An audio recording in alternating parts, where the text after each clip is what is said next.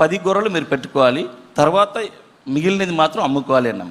అది అట్టనే ఇది ఇప్పుడు దాకా వాళ్ళు ఫాలో అప్ చేస్తారు. కండిషన్ ఉంది, ఆ కండిషన్ కంటిన్యూగా ఎన్ఫోర్స్ చేయండి. అదే జీవితాంతం ఆ పిల్లలు మళ్ళీ చదివించండి అని సార్. వాళ్ళకి సంబంధించిన పిహెచ్ ఈరోజు బంగారుపేట పిహెచ్ ఉంది సార్. అది ఒక మోడల్ పిహెచ్గా మా మీద తీసుకుని అన్ని వాళ్ళకి డాక్టర్స్ నర్సులకి కావాల్సిన సదుపాయాలు చేసేస్తున్నాం సార్. అలాగే వాళ్ళు వెటనరీ హాస్పిటల్ పార్వల్లో ఉంది, అది కూడా మనము చేసేస్తున్నాము. వాళ్ళ పిల్లలు చదివిని కూడా వాళ్ళ క్వాలిటీ ఎడ్యుకేషన్ ఉండని, ఆ పిల్లలకి మంచి ఒక ఇన్ఫ్రాస్ట్రక్చర్స్ కూడా మనము ఇప్పుడు ప్లాన్ అడుగుదాం. ఏం చెప్తుందో ఆవిడ, ఏం అర్థం చేసుకున్నదో. Thank you sir. ఏంటమ్మా నీ పేరు చెప్పి నువ్వు చెప్పు, ఏం అర్థం చేసుకున్నావు? వాళ్ళు చేసే మంచి పనేనా? చెప్పు, మైక్ లో పెట్టుకో, అందరికి చెప్పు. చెప్పు, మంచి పని కోసం దగ్గర పెట్టుకో మైక్ అని నేను ఇంత దూరం వచ్చినాను సార్. దగ్గర పెట్టుకో, చెప్పు, మాట్లాడు, అందరికి చెప్పు ఆ మాట. నువ్వు నీ అనుభవం ఏంటి, నీ అనుభవం చెప్పు అందరికి. సార్ టీఎస్పీ కంపెనీ వాళ్ళు అంటే వాళ్ళు ఒక బళ్ళు తోలే వాళ్ళు అన్నమాట. ఆ వాళ్ళు మాకు సహాయం ఇచ్చినారు. బండ్లు తోలేవాళ్ళు. ఆవిడ టీఎస్ అని కూడా తెలియదు, టీవీఎస్ కూడా తెలియదు. అదే మా తల్లి, ఇప్పుడు మీరు చూశారు కదా, ఆవిడికి బండ్లు తోలేవాళ్ళు అంటుంది, అంటే టీవీఎస్ అని. అంటే పాపం చాలా మంచి వాళ్ళు వీళ్ళు. వాళ్ళకు మామూలుగా ప్రపంచంలో ఏం జరిగినా పట్టించుకోవాలి, అందుకే బ్యాక్వర్డ్లో ఉన్నారు. అలాంటి వాళ్ళని ఐడెంటిఫై. చెప్పమ్మా. ఈ రోజు ఎక్కడికొచ్చి మాట్లాడగలిసినామంటే మాకు అంత త్వరలో ఏడన్నా చూసుంటావు సార్. మేము బయటకు వచ్చి మాట్లాడి ఏడన్నా కూర్చొని ఇలా మాకు బాగా కూలి చేసుకొని బతికిపోయేవాళ్ళం మేము. మా సార్ వాళ్ళు వచ్చిన తర్వాత 3 అడుగులు ముందుకేసి మమ్మల్ని బయట తీసినాడు. చాలా సమయం పట్టింది 3 అడుగులు తీసుకురావడానికి. అవును సార్, 3 నెలలు మాతో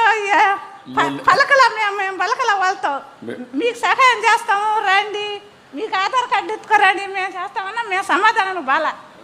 ఎందుకంటే మేము ఒక బహిస్తులంగా ఒక ఎడారిలో ఒక అడవిలో ఉన్నాం సార్. మేము అది ఊరుగా లేదు, ఊరు చాలా దూరం. ఊరే ఉండదు మాకు, లేదని చెప్పలా, దూరంగా ఉన్నది, ఒక అడవిగా ఉన్నది.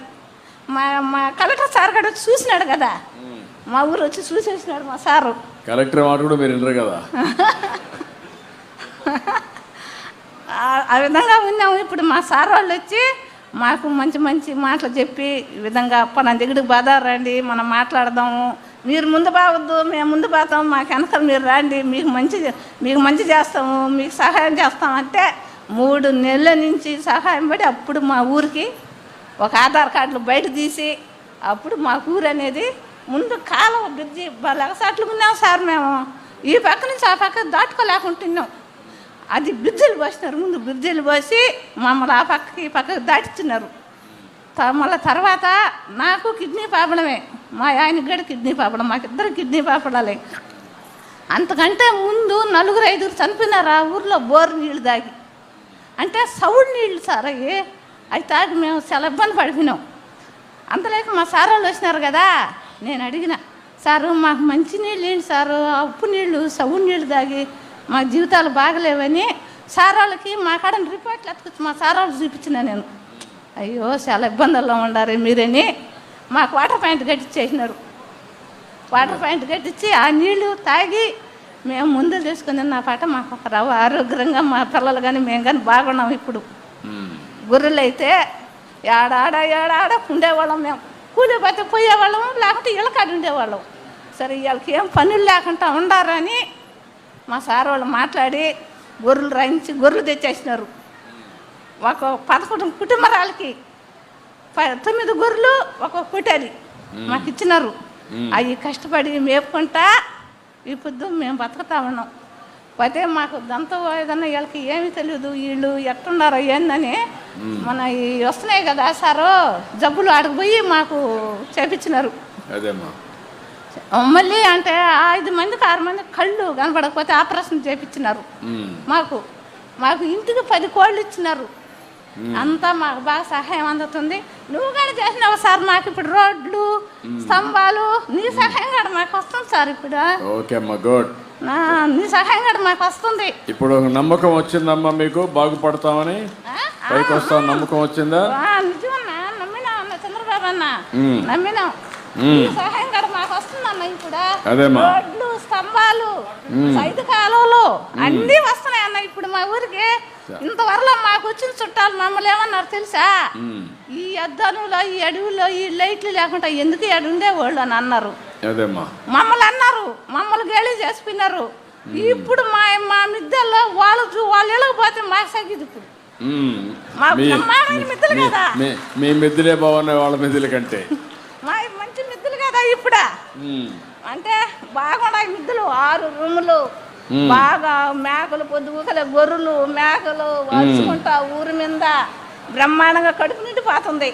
ఇన్నాళ్ళు మా సార్ వాళ్ళు వస్తున్నారంటే మేము దానికి ఉండేవాళ్ళం. ఏంటంటే మేము చెప్పలేక. ఓకే అమ్మ, గుడ్. ఇప్పుడు మీరు చూశారు, ఇది నిజమైన మోడల్. నేను టీవీఎస్ని మనస్ఫూర్తిగా అభినందిస్తున్నా.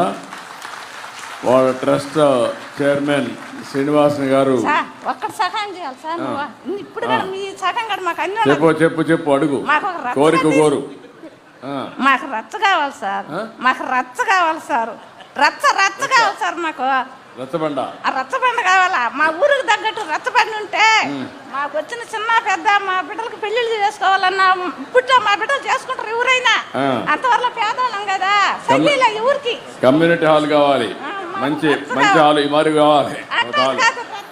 మేము 10 మంది కూర్చునేదానికి. అదే అందుకని అది కావాలా.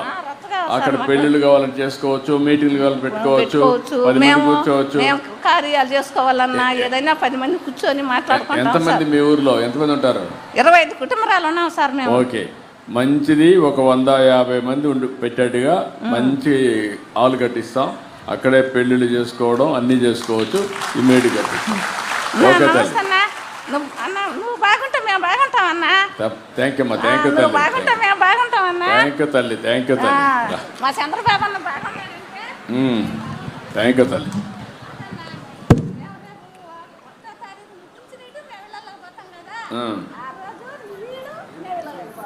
ఓకే, వస్తా మీ ఇంటికి వస్తాను.